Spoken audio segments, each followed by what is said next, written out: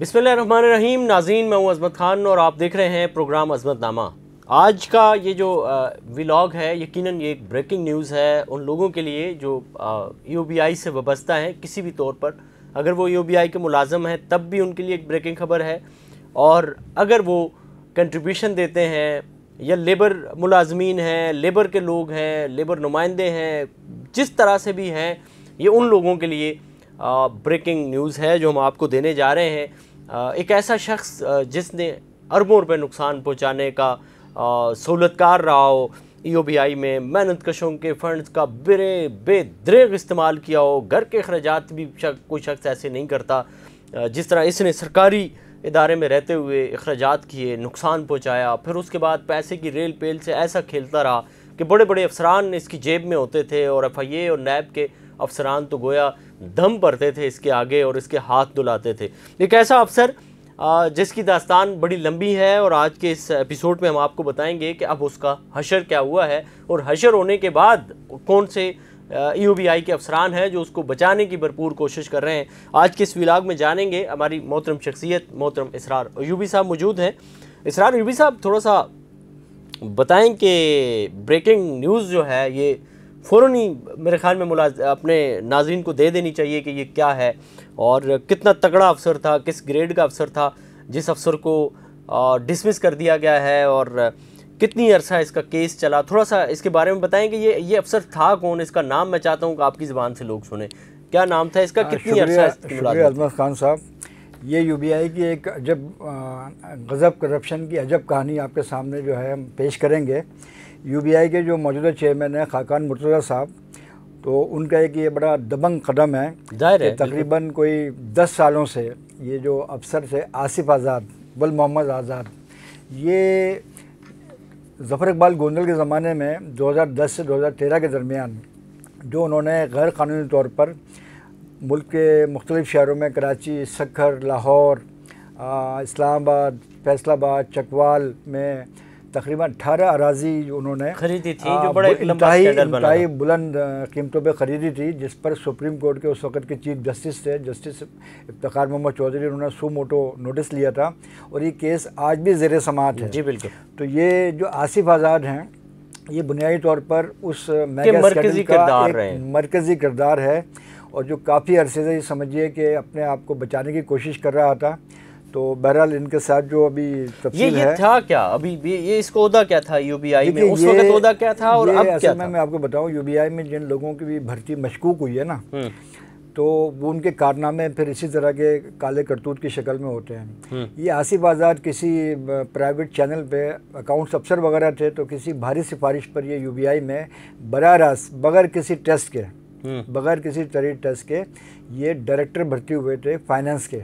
अच्छा। और वो थे ये 28 जून 2007 को ये शख्स भर्ती हुए थे। और उसी ज़माने में जो ख्यास आ रही थी कि यार इस शख्स को डायरेक्ट जो है डायरेक्टर भर्ती किया गया है, ना तजर्बेकार है और इसकी इतनी क्वालिफ़िकेशन भी नहीं है, तो आगे चल के बहरहाल वो सारी क्या बना था डायरेक्टर, किस चीज़ का बना था? ये उस वक्त तो फाइनेंस के डायरेक्टर थे। अच्छा। लेकिन जिस वक्त ये प्रॉपर्टीज़ खरीदी गई ज़फ़र इकबाल गोंदल की जब दौर आया तो उस वक्त ये डायरेक्टर इन्वेस्टमेंट की हैसियत से काम कर रहे थे। अच्छा, तो अभी क्या था जब ये इसको डिसमिस किया? इनकी ज़्यादा तरक्की तो हुई नहीं क्योंकि उस दौरान में ये जेल में भी रहे, अडियाला जेल में 18 महीने, अभी ज़मानत पे थे, फिर ये मुअत्तल रहे काफ़ी अरसे तक, तो इन्हें कोई 1 साल पहले बहाल किया था डायरेक्टर बैंकिंग सर्विसेज। अच्छा, सही है जी। उस पर भी हमने कहा था कि भाई आप जो हैं एक दूध के रखवाला जो है उसको आप बिल्ले को बना रहे हैं, तो लोग कहते थे आप जो बात कर रहे हैं वो तो एक शरीफ आदमी है, लेकिन जो हकाइक हैं वो आपके सामने सारे के सारे। बारे में ना मैं आपको एक बात बताऊं, हम बैठे हुए थे, FIA के कुछ लोग बैठे हुए थे, तो ज़ाहिर है वो जिक्र छिड़ता है जब भी हम कहीं जाते हैं कि ये यूबीआई पे व्लॉग्स करते हैं और रिपोर्टिंग करते रहे यूबीआई पे, तो वो ऑफिसर्स बात करते हैं, वो बताते हैं जी कि क्या सूरत हाल है। तो उन्होंने बोला यार एक आसिफ आज़ाद नाम का एक बंदा है यूबीआई में, जानते हैं आप उसको? मैंने कहा जी हाँ, बड़ा चोर है, करप्ट है। उन्होंने बोला नहीं यार हमारा तो मोहसन है। मैंने कहा ये कैसे मोहसन? उन्होंने कहा हमें जब भी पैसे ज़रूरत पड़ते हैं, किसी अफसर ने कोई शॉपिंग करनी होती है, उसकी फैमिली बाहर जा रही है, कोई ऐसा है सिलसिला, 2, 3, 4 लाख रुपए की डज़ हम इसको दे देते हैं और ये बासानी जो है वो उसको कबूल कर लेते हैं। मैं बड़ा हैरान हुआ, मैंने कहा यार ये मतलब कैसे हो सकता है कि एक शख्स जो है वो कहाँ से इतने पैसे लाता होगा कि FIA के नैब के अफसरान को वो शॉपिंग करवाता हो, उनकी टिकट्स लेता हो, उनको खुश करता हो, ये कैसे मुमकिन है? उनको ईदी बड़ी पहुंचाता हो। तो उन्होंने कहा जी बस ये हैं और वो करते हैं और हमने भी हल्का हाथ रखा हुआ है। तो वो हल्का हाथ रखने का आप भी बता सकते हैं कि इतने साल हो गए हैं, वो FIA जो है वो उसकी तहकीकात ही मुकम्मल नहीं होकर दे रही हैं, रिकवरी अफसोस की बात ये है, इनके घराने का ताल्लुक जो है एक मजहबी जमात से है। हाँ। और इनको जो भर्ती जिस डायरेक्टर जनरल ने कराया था वो भी एक तहरीक इस्लामी समझ लीजिए या मजहबी, उनका दाएं बाजू के अफसर थे, उन्होंने इनको भर्ती कराया था।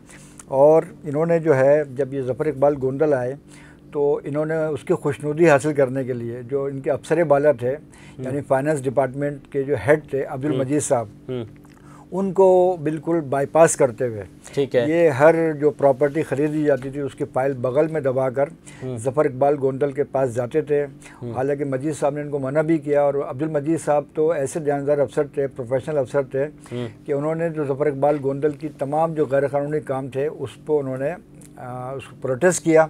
उसके नतीजे में उन्हें जबरी तौर पे घर भेज दिया गया था। अच्छा, वो तो उनकी बात। लेकिन ये थोड़ा सा बताएं कि ये फिर उसके बाद मुअत्तल हो गया था? नहीं, इसका ऐसा हुआ कि जब इन्होंने तकरीबन 9 जायदादें हैं जो चार्जशीट इनको दी गई है ना, उस पर 7 संगीन इल्ज़ामात लगाए गए हैं। उसमें UBI के इन्होंने जो क़वानीन है उसकी इन्होंने खिलाफ वर्जी की है। ठीक है, इन्होंने जो है गफलत का मुजाहरा, नाअहलियत का मुजाहरा किया है।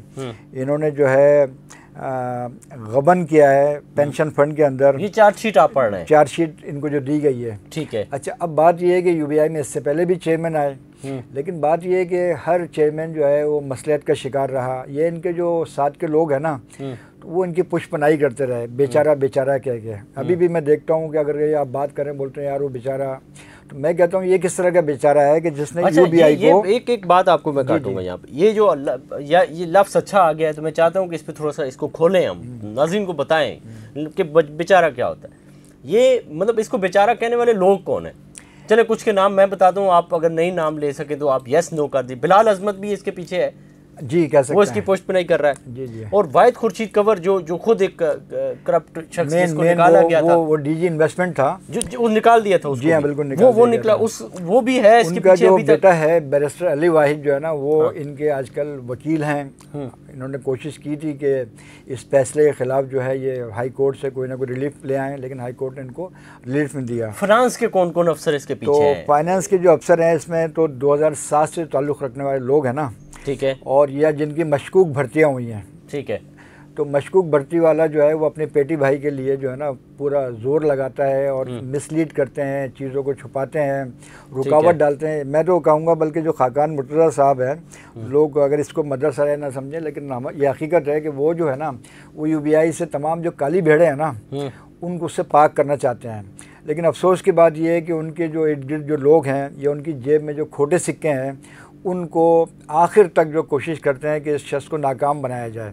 लेकिन खाकान मुर्तज़ा भी बड़े तजर्बाकार अफसर हैं, उनका एक बैकग्राउंड है पाक फ़ज़ाया का, वो माशाल्लाह हर चीज़ को समझते हैं। तो उन्होंने इस केस को टैकल किया।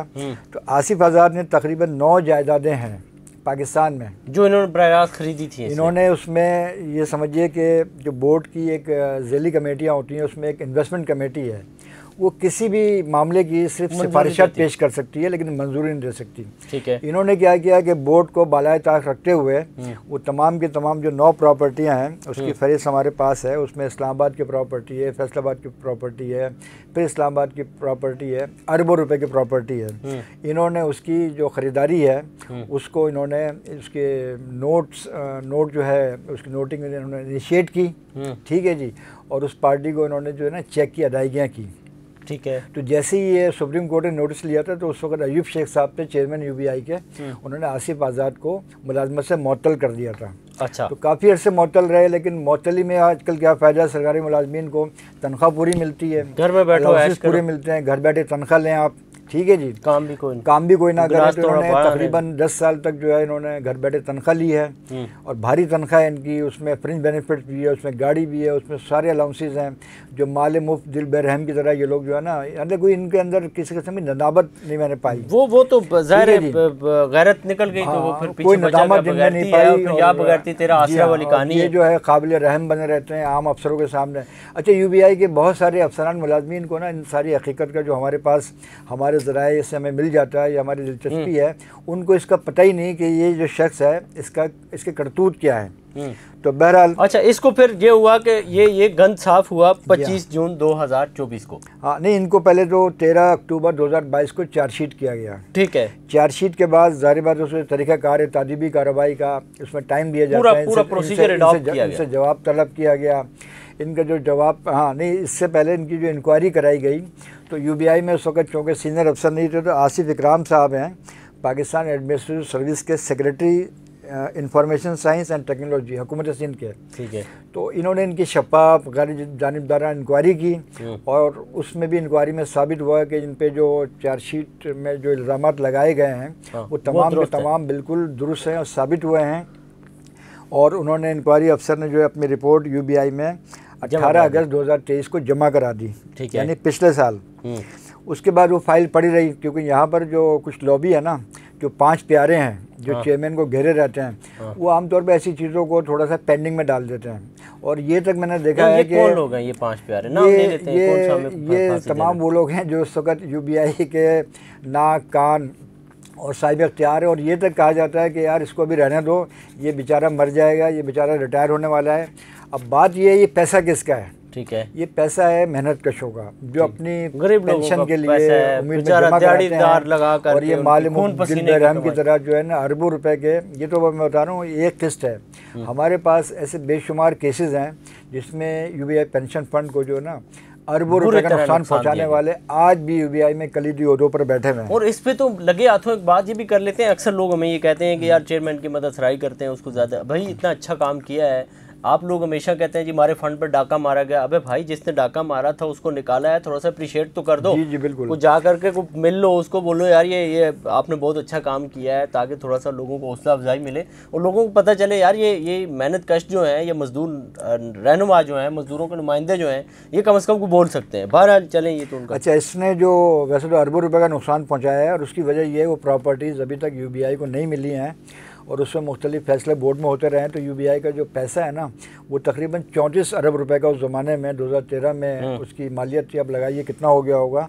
लेकिन जो इंक्वायरी अफसर हैं आसिफ इकराम साहब, वो बताते हैं इन्होंने 3,649 मिलियन रुपए का यूबीआई को टीका लगाया है। ठीक है। अब आप लगाइए कि इससे कितने पेंशन मुस्तफीद हो सकते थे।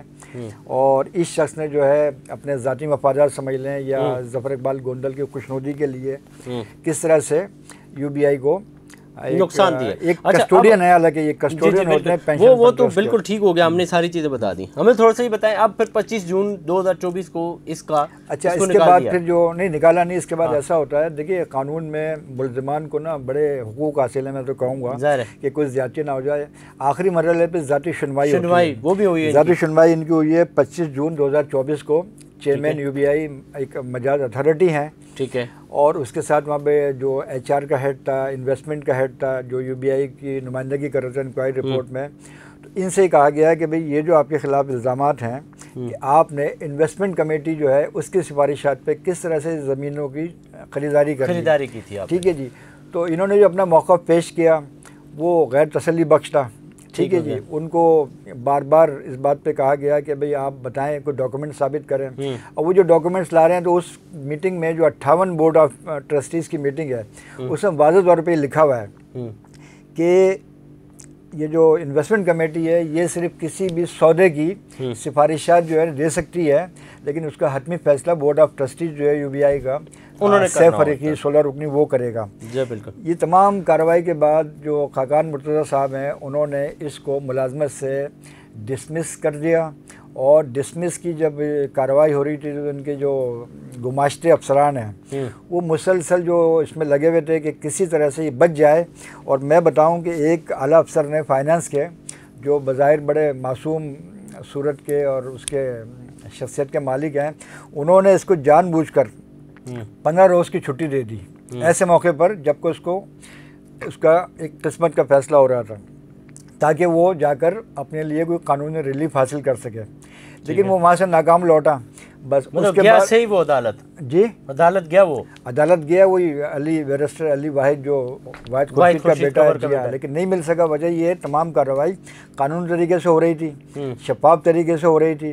दूसरी बात ये यूबीआई का पेंशन फंड ट्रस्ट है, अदालतें भी सारी चीज़ें देखती हैं कि मामला क्या है। हाँ। उसके बाद भाई एकदम मंजर आम से गायब हो गया। अब सुना है कि ये अपने घर पे भी ताले लगे हुए हाँ, हैं इसके, अब इनकी जो कराची में जो इनके रिहाइश है, तो वहाँ पर एक मॉडल कॉलोनी में समझ लें कि डिस्पैच राइडर सैयद कासिद वो सरबा मोहर लिफाफा लेकर गया, लेकिन वो भी बंद था। फिर चकवाल में इनका आबाई इलाका है, हाँ। वो भी वहाँ से भी समझ लें गायब है ये। और तो उसके बाद इश्तिहार नहीं जारी किया? हाँ, उसका मरहला है अभी। इसके लिए क्या है, ये असल में यूबीआई की सरकारी गाड़ी, मेडिकल बुक, डॉक्यूमेंट्स, लैपटॉप, सारी चीज़ें लेकर, डायरेक्टर मेडिकल वो था, ये सब लेकर जो है बिल्कुल लापता है। अभी जो यूबीआई का जीएडी डिपार्टमेंट है, उसने इनके घर पर जाकर एक नोटिस इस्मा किया है इस बात का, रिकवरी का गाड़ी की, लेकिन ये बिल्कुल लापता है। तो आप इससे अंदाज़ा लगाइए कि यूबीआई में ये किस तरह के अनासिर भर्ती हुए, ये किस तरह के अनासिर इसकी पुष्पनाई करते हैं, और इसमें जो नुकसान है वो किस तबके का है। ठीक हो गया। तो हम तो कोशिश करके जो हक़ाइक़ हैं वो मंजर आम पे सामने लाते हैं, चाहे हमसे कोई नाराज़ हो या हमसे कोई खुश हो। ज़ाहिर है हमने तो कोशिश करनी है कि दायरे की बेहतरी के लिए। लेकिन आसिफ आज़ाद एक बहुत पुराना केस था, ऐसा केस था कि मैं समझता हूँ इसके असर जो दीगर जो करप्ट लोग हैं ना उन पे भी पड़ेंगे। और इसकी जो स्टोरी होगी वो हमारे डिस्क्रिप्शन में पूरी स्टोरी हम लिख करके भी उसको अभी मैं आपको बताऊँ, यूबीआई में सूरत हाल ये है कि खाकान मुर्तज़ा साहब का तकरीबन 1 महीने का वक्त रह गया है, उनकी जो रिटायरमेंट मुतवक्को है। जो जितने भी इस तरह की काली भेड़ें हैं, करप्ट लोग हैं ना, वो दुम दबा के बैठे हुए हैं, उनके जाने का इंतज़ार कर रहे हैं सांसें। और खाकान मुर्तज़ा सारे काम में मैं समझता हूँ अकेले हैं, लेकिन हमें हमारी अखलाक़ी इमदाद, अखलाक़ी मदद कह लीजिए या अखलाक़ी उनके जो हिमायत है, हम यहाँ मीडिया बैठ के इस बात को कहते हैं, हम उनके साथ हैं। और हुकूमत पाकिस्तान के जो ऐसे अफसरान मतलब इस तरह के कामों में साथ है, जो इस तरह के काम है, बिल्कुल। अगर कोई ये समझता है कि हम अनडू फेवर ऐसी जैसे नहीं है, ऐसे कामों में जो यूबीआई की फलाह बहबूद के लिए है जी, ठीक है जी। और ये जो काली भेड़ है इनके खात्मे के लिए, इसमें हम उनके साथ हैं, बिल्कुल। तो नाज़रीन, ये आज की ये जो स्टोरी थी, आपने देखा कि किस तरह से एक ऐसा शख्स जिसने अपने घर का शायद माल भी इस तरह से नहीं लगाया जाता, माल मुफ्त दिल बरहम का सीगा इस पे फिट आता है, ये सारा उसने किया और अब अल्लाह के फजल करम से वो अपने अख्ताम को पहुंचा है। और मेरा ईमान है इस पर कि कोई भी शख्स जो करप्शन करता है, लूट मार करता है, एक वक्त आता है कि वो बिल्कुल खुदा उसे लोगों के सामने नंगा करता है, बरहना करता है। इस दुनिया के अंदर भी मैंने ऐसे बेशुमार केसेस को अपनी रिपोर्ट्स में सामने लाया है कि बड़े बड़े नामी ग्रामी एजुकेशन में लोग, प्राइम मिनिस्टर उनके नाम लिया करते थे, बड़े इतने बड़े साइंसदान हैं, लेकिन फिर मैंने देखा कि उन्हीं प्राइम मिनिस्टर की मौजूदगी में खुदा ने उसे जलील किया, क्योंकि उसने पूरी कौम का पैसा खाया हुआ था, पूरी कौम के साथ खेला हुआ था। ऐसा ही एक अफसर ये भी था कि इसने मेहनत कशों के मज़दूरों के पैसों के साथ खेला और बेदरेक खेला और अफसरान को खिलाया और हर मुंह बंद किया, लेकिन फिर बिल आखिर कुदरत ने इंतकाम लिया और अब ये नंगा होकर के अपने ख़ानदान में इसकी इज़्ज़त भी नहीं रही और बाहर भी इज़्ज़त नहीं रही, उन बैंकों के सामने भी इज़्ज़त नहीं रही जहां इसके दरवाजे खोला करते थे जब ये जाया करता था। ये सारी सूरत हाल है। मिलते हैं किसी नए व्लॉग में। इसी के साथ अपने मेज़बान अज़मत ख़ान को दीजिए इजाज़त। अल्लाह नेगहबान।